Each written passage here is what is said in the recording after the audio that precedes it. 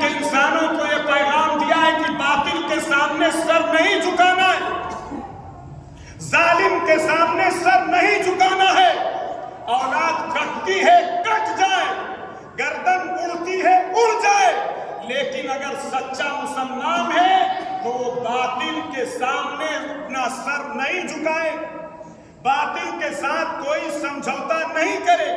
آج ہمارا حال یہ ہے کہ ہم غیروں کی کاپی کریں، غیروں کی تقلید کریں، غیروں کے کپڑے پہنے، غیروں جیسے چہرے بنائیں، غیروں جیسے بزنس کریں، غیروں والی کوالٹیز اپنے اندر ڈالیں، اور اس کے بعد یہ سمجھیں کہ صاحب ڈھول مجیرہ پیٹ کے اور تاشا بجا کے ہم حضرت حسین کے وفادار بن جائیں گے۔ آپ کو جاننا چاہیے،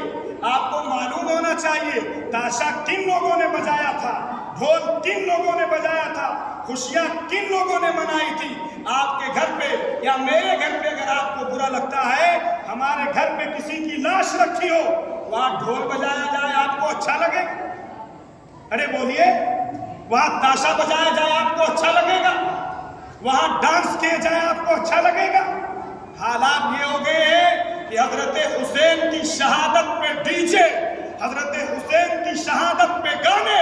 حضرت حسین کی شہادت پہ بے پردگی، حضرت حسین کی شہادت پہ وہ گندے گھنونے نجس وہ کام کیے جاتے ہیں جو اسلام کی نفرت غیروں کے دلوں میں